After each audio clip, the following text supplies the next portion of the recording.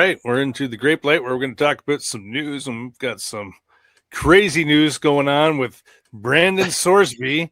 It gets all cleared to play the college, and then he goes, here's the outcry coming from everybody, the fans probably, other coaches, even prime times, giving his thoughts on it lately, and he's decided to enter the NFL supplementary draft to end all that.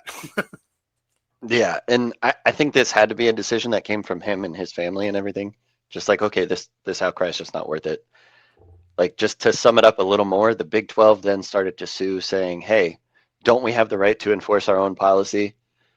And there was two teams out of the SEC. I think Georgia was one, and I believe Ole Miss was the other one, who said, like, okay, we're just not going to schedule Texas Tech in the future or ever again with the way this is going. And so I think Sorsby was just like, all right, well, my deadline's coming up. I might as well just try this NFL thing, make the NFL make a ruling. Well, that's just it, right?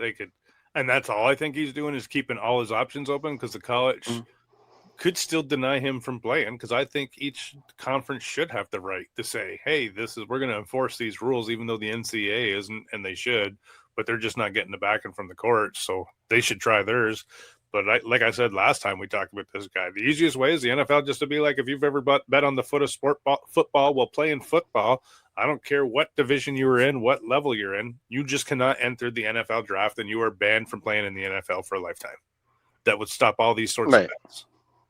Well, absolutely, because especially like we just talked about a guy who retired because he just wanted to prove he could get there.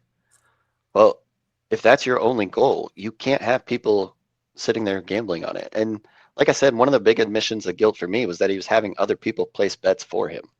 Like, if you're doing that, you know you're doing something wrong. Oh, yeah. But I think there's lots of players in the NFL that probably do that too. Why get yourself in trouble if you don't have to, right? Right, exactly. So it'll be interesting. That being said, do you know the supplemental draft process? Because it is kind of interesting. It's been a long time since I'd probably need a refresher. All right. So to start with, it's more like an auction, but you have a lottery, and the lowest team, so the teams with, I think it's 6 wins or less, go in one pool, 7 to 10 go in one pool, and then 10 and above go in another pool. So it's all weighted. So the first 15 picks go to the worst teams, but it's set up in a random order